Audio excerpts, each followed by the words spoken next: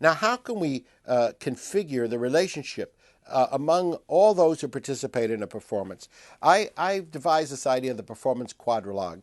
The sorcerers, now I call them sorcerers. It sounds almost like sorcerers, but I don't mean shamans and sorcerers. I mean playwrights and dramaturgs, whoever is the, quote, author of the behavior to be performed.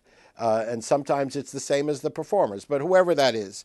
And then there are producers. Who is going to make the performance itself? That may be a director in the theater, or it may be a coach in a sports match, and so on. Whoever is shaping the performance. Then there are the performers.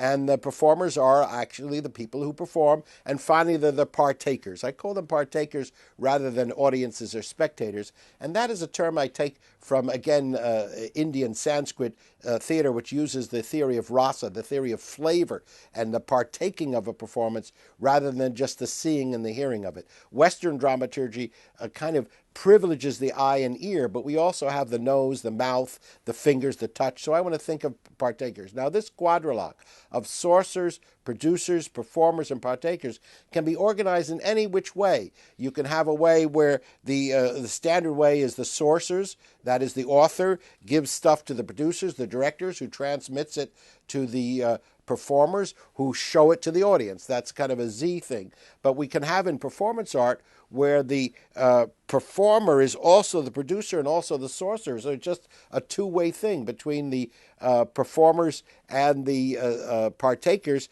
but the performer absorbs these functions. All of these functions must be there. You just have to say, where are they located and what is the flow of energy among them?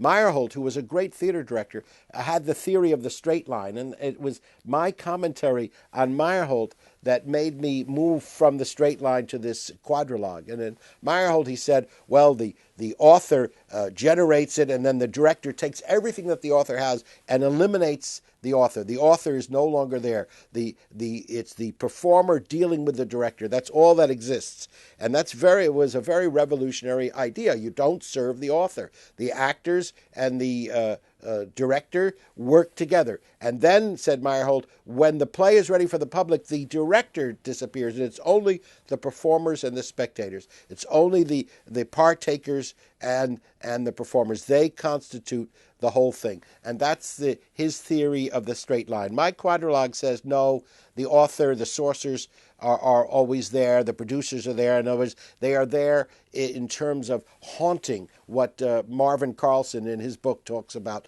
hauntology, the haunted stage. Diana Taylor in Archive and Repertoire also talks about this kind of thing, of the presence of the absent ones. So my model is designed to help you find your way around how things are made and how they are produced. And again, like everything else in performance studies, it applies to the aesthetics, but it can also apply to popular entertainments, politics, performance in everyday life, sports. I have to keep re-emphasizing that like a mantra, that performance studies is always trying to push the envelope, open it up, keep it open, and find the relationships between these different genres of performance, and they are all sharing the same underlying processes. That's very important. They all share these underlying processes, of which the performance quadrilogue and the way through it is one key component.